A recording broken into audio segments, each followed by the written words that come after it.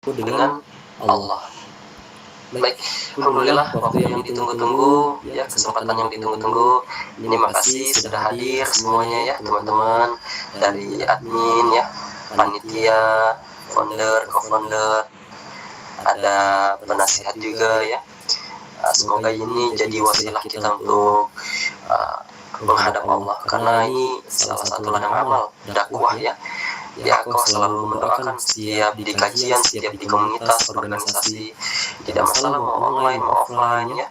Yang terpenting adalah niatnya untuk apa dulu nih. Kalau niatnya lurus, ya Allah semoga ini menjadi wasilah kami untuk bertemu dengan kebaikan-kebaikan. Ya Allah semoga ini menjadi wasilah kami untuk bertemu dengan orang-orang yang mengajak kami ke surga. Maka akan diperkenankan itu. Kau yakin ada beberapa komunitas yang kemarin sempat ngobrol? Ya berat ya sebenarnya, tapi tidak masalah. Ya mereka tidak digaji, mereka bahkan kerjanya di luar, tapi menyempatkan waktu, meluangkan waktu untuk kajian. Wah itu betapa repotnya kan, ada rapat internal, rapat mengurus, tapi yakin sama Allah. Kalau kita iya sih, tapi ini berarti kita masih belum yakin sama janji Allah. Maka niatkan ya Allah, tolong ya Allah, Engkau mengetahui keadaan ekonomi hamba, Engkau mengetahui keadaan batin hamba, Engkau mengetahui keluarga hamba. Tolong ya Allah berikan rezeki yang halal, yang thayyib. Doa saja, nanti akan Allah berikan jalan-jalan yang tidak disangka. Ya, menjadi jalan dakwah, jangan lepas ya teman-teman. Maka orang yang beruntung itu, ini guru Koh yang menyampaikan, orang yang beruntung itu adalah seorang yang dia rela berkorban uang, tenaga, jasa, pikiran, dan dia tidak menerima pamrih. Dalam artian itu bahasa Indonesianya relawan ya. Kalau kita Islam khidmat, berkhidmat. Dia tidak meminta balasan ya, tapi yang dia lakukan ya tulus, dengan hati yang ikhlas. Dia yakin nanti ada rezeki setelah dia melakukan ini, tapi bukan di tempat yang ini, di tempat yang lain Allah bukakan.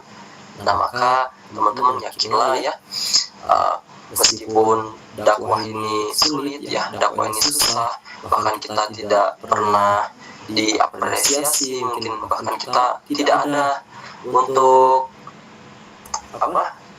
gaji ya, dalam artian penghasilan sedikit pun, ya tenang saja, nanti ada rezekinya, Allah akan bukakan pintu rezekinya di tempat yang lain ya.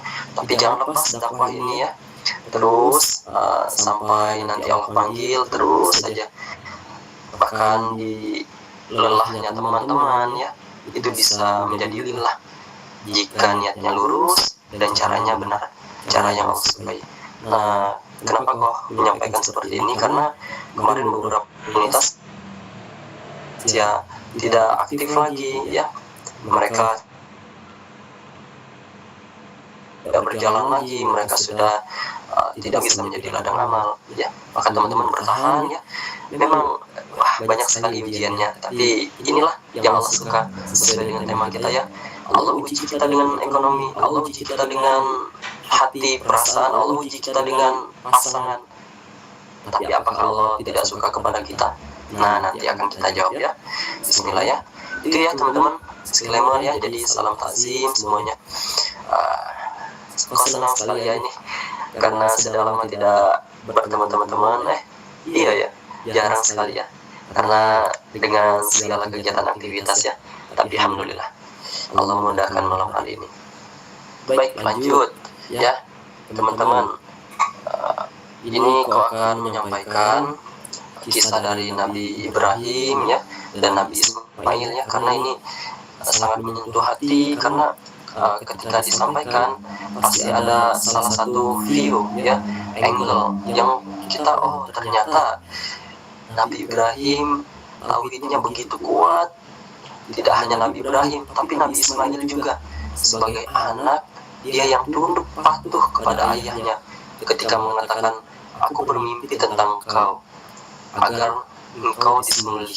Ini kalau kita kan yang benar, masa ayah bilang seperti itu menyembelih anaknya. Nah, ini kekuatan tauhid ya, tapi kita akan bahas secara singkat ya, agar nanti waktunya cukup itu ya. Baik, teman-teman yang berkenan untuk on cam saja ya, tidak masalah ya, asal menutup aurat ya, seperti Kak Rifa ya, moderator, sama Kak Fatia juga. Baik, kemudian yang kedua nanti kau akan bahas juga tentang kita hidup memang di dunia, tapi bisa tidak sih dunia ini kita jadikan bekal untuk menghadap Allah, untuk akhirat. Jangan bosan teman-teman ya, jangan gengsi, jangan minder ketika kita mendengarkan akhirat, tentang surga, tentang Allah.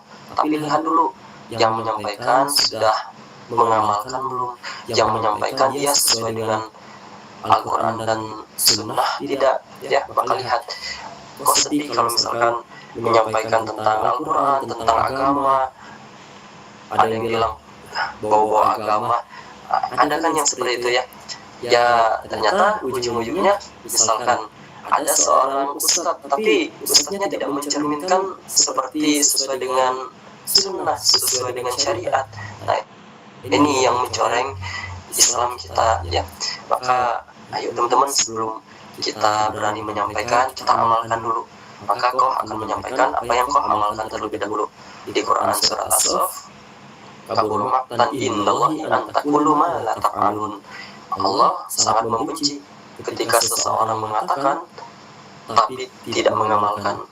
Nah, maka sebisa mungkin, misalnya ada ustadz menyampaikan, ayo tahajudlah, bahwa tahajud itu akan mengangkat derajat, tahajud akan memudahkan segala urusan. Ustadznya tahajud tidak. Nah ini ya, maka hati-hati sekali ketika diberikan kesempatan. Teman-teman nanti kan tidak ada yang tahu, mungkin 5 tahun ke depan, 10 tahun ke depan ada yang menjadi guru, mungkin ustazah. Jadi kita dulu amalkan, baru kita sampaikan ya. Inilah yang menguatkan kita, ruh kita ketika berbicara. Baik, kita masuk ke tema yang pertama ya. Nah ini di Quran surat As-Saff, dari ayat 99, sebetulnya agak panjang ya, sampai ayat ke 113. Nah kita coba pelan-pelan ya. Di sini Allah berfirman, ayat ke 99, A'udzu billahi minasyaitonir rajim. Bismillahirrahmanirrahim. Wa qala inni dhahibun ila rabbi sayahdin. Rabbi habli minas salihin. Wa basyarnahu bi gulamin halim. Nah, sampai sana dulu ya. Jadi Allah berfirman, ini tentang hijrah Nabi Ibrahim karena tauhid. Karena dia yakin la ilaha illallah, tiada Tuhan selain Allah. Nah ini di ayat 99-nya Allah mengatakan, dan dia Ibrahim berkata, sesungguhnya aku harus pergi menghadap kepada Tuhanku, dan dia akan memberi petunjuk kepadaku. Dia sudah yakin, karena Nabi Ibrahim kan termasuk Nabi Ulul Azmi ya. Ada Nabi Ibrahim, kemudian Nabi Musa ya, Nabi Isa, kemudian Nabi Nuh, dan Nabi yang terakhir Nabi Muhammad. Nah, dia sudah yakin, ini perintah Allah, aku akan menghadap Allah, aku akan segera menghadap Tuhan yang telah menciptakanku. Nah, kemudian di ayat berikutnya, tadi tentang hijrah Nabi, tentang tauhid, ini tentang dia meminta anak yang salih. Rabbi habli minas salihin, ya Rabb, anugerahkanlah kepadaku seorang anak yang termasuk anak yang salih. Di ayat 100-nya. Nah, di sini dari Syekh As-Sa'di rahimahullah mengatakan tafsirnya ya, kalau membaca juga bahwa di zaman Nabi Ibrahim itu rakyatnya ini ya, umatnya itu tidak beriman kepada Allah karena banyak sekali berhala-berhala dan mereka menuhankan berhala itu. Nah, di sini dia minta anak laki-laki yang soleh, yang bisa melanjutkan dakwahku. Itu kan bervisi berarti ya. Maka kalau kita minta doa itu kan pasti ya, Rabbana hab lana min azwajina wa dzurriyyatina qurrata a'yun waj'alna lil muttaqina imama. Di penghujung doa kan kita selalu meminta ya. Nah ini dikatakan Rabbi habli minas sholihin, doa singkat ini yang didoakan Nabi Ibrahim. Maka kalau kita misalkan sedang ada waktu luang, ada waktu senggang, sedang diam, doa yang singkat saja. Dalam hati bisa ya, Rabbi habli minas sholihin, kita doa. Meskipun kita tidak tahu kapan nanti Allah izinkan untuk mempunyai keturunan, kapan nanti akan Allah hadirkan seorang anak yang saleh. Doa saja Rabbi habli minas sholihin. Itu salah satu zikir dan dianjurkan ya. Nah kemudian di ayat berikutnya masuk, inilah baru kabar gembira tentang kelahiran Nabi Ismail. Setelah berdoa wajar ya, Nabi juga berdoa, kita juga manusia biasa tentu harus berdoa. Siapa kita ya? Kita ingin diundang ke Baitullah, kita ingin kebaikan dunia dan akhirat, kita ingin pasangan yang bisa melengkapi satu dengan yang lainnya. Ya tentu kita harus lebih banyak lagi doanya ya. Tidak bisa kita ya Allah seperti kemarin ya Allah, tidak ya. Apalagi kita ibadahnya sedang berantakan. Nah ini kita pertanyakan ke diri sendiri, ini Allahnya yang tidak mengabulkan atau kitanya yang belum serius dalam berdoa ya. Ya kok aku sudah berdoa kok, tapi kenapa ya belum dikabulkan juga. Nah ini kita ada 3 konsep dalam berdoa. Yang pertama, ketika kita berdoa dan kita sanggup, maka Allah kabulkan saat itu juga. Apa yang kedua, ketika berdoa bisa jadi misalkan ya, misalkan tentang pasangan, ya Allah berikanlah pasangan yang soleh atau pasangan yang soleha. Nah yang tadinya sedang PDKT ternyata dia berjodoh dengan sahabat kita.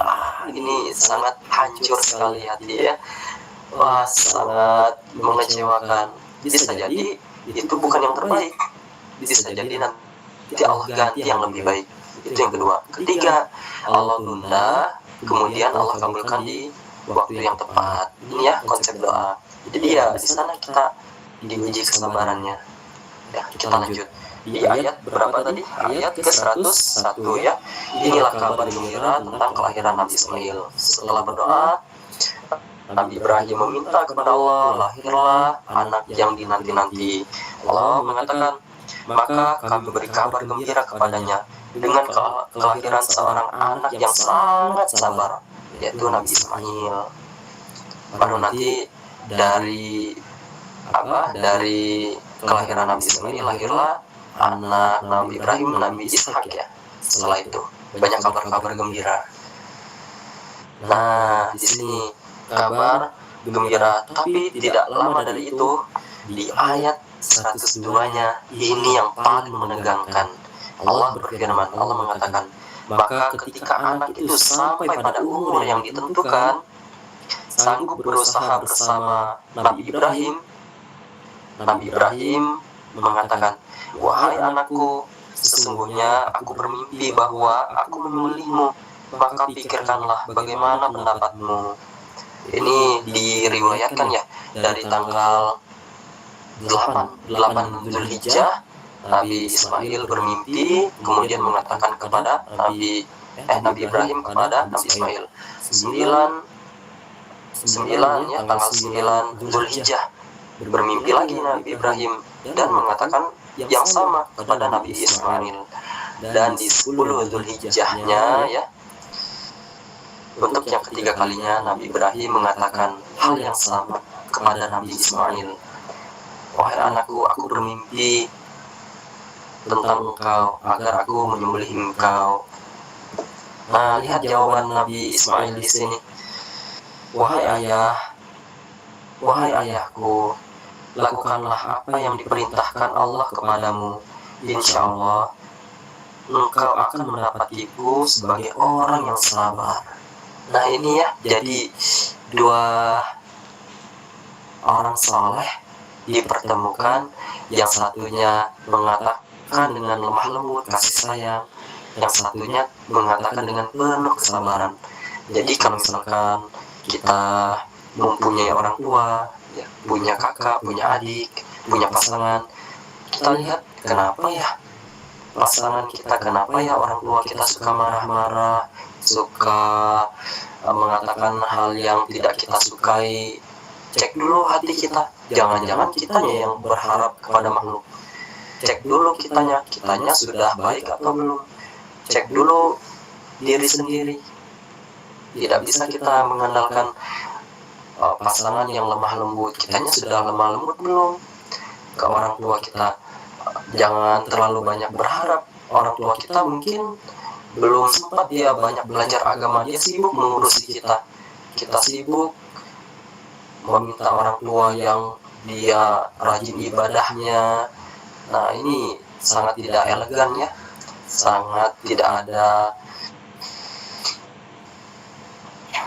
adab yang diajarkan oleh Nabi Ibrahim dan Nabi Ismail, dari ayah kepada anak, dari anak kepada orang tua. Maka tidak usahlah kita berharap kepada makhluk ya. Kita cek diri sendiri dulu. Kalau misalkan kita sudah baik, sudah tutur katanya tertata, kasih sayangnya sudah muncul, maka Allah akan bukakan pintu hati orang-orang yang di sekitar kita. Iya kok, tapi masih ada kok yang kasar, dia temperamental, emosi. Tenang saja, itu bisa jadi ladang amal. Kalau kita sama seperti beliau, terus apa bedanya kita yang sudah hijrah, sudah mengaji ya. Nah, ini apalagi ujian terbesar itu adalah keluarga ya, bukan orang lain, bukan orang luar. Orang luar mah mau bicara seperti apapun, yang capek menurut dia sendiri ya, bukan kita. Nah, justru tantangan terbesar adalah keluarga. Di sini Nabi Ibrahim mengajarkan kepada kita semua. Sebentar ya, ambil casan dulu.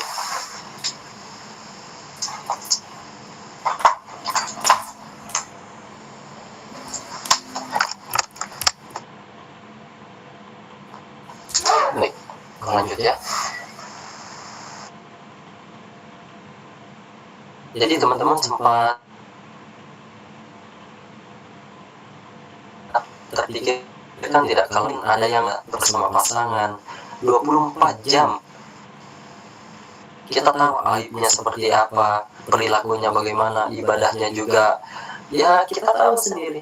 Nah, maka ini ujian terbesar. Maka jangan heran teman-teman ya, kalau misalkan ada masalah keluarga ya yang sering muncul di FYP ya. Nah, tapi kok tidak tahu ya kenapa diviralkan seperti itu ya, jadi orang tahu ya. Maka lihat kitanya ya, lihat kitanya. Pasti ada saja. Nabi Ibrahim ujiannya banyak sekali ya, apalagi ini anak yang disayangnya. Ketika sudah lahir, sudah bersama-sama menampingi dakwahnya, tapi di ujung cerita ternyata Allah perintahkan untuk menyembelih Nabi Ismail. Kita lanjut lagi ya.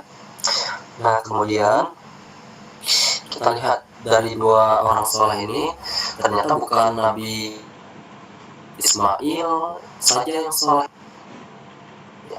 orang soleh. Nah, ini di kehidupan kita saat ini teman-teman ya, kita kadang berharap penuh kepada pasangan agar pasangan kita rajin ibadahnya, ngajinya, kemudian apalagi yang kita cita-citakan, ya pokoknya banyak sekali ya. Tapi kitanya bagaimana ya, kita banyak berharap tapi kitanya sendiri tidak mempersiapkan itu semua. Maka ada caption, ada kata-kata, jangan sibuk mencari, sibuklah menjadi ya. Jangan sibuk mencari orang yang soleh, tapi sibuklah menjadi orang yang soleh. Nah, ini ya, itu jadi sampai ayat ke berikutnya saja ya. Ini sudah jam 20.30, tidak masalah ya. Nah, ini di ayat 103 Allah mengatakan, falamma aslama wa tallahu lil jabin. Nah, ini tentang ketundukan Ibrahim dan kesabaran Ismail. Jadi ada dua ya, Nabi Ibrahimnya tunduk kepada Allah, Nabi Ismailnya sabar ya. Maka ketika keduanya telah berserah diri dan dia Ibrahim memalingkan anaknya atas Bilqisnya, di ayat 104 Allah langsung menghentikan penyembelihan ya. Lalu kami panggil dia, wahai Ibrahim, sungguh engkau telah membenarkan mimpi itu. Sungguh demikianlah kami memberi balasan kepada orang-orang yang berbuat baik.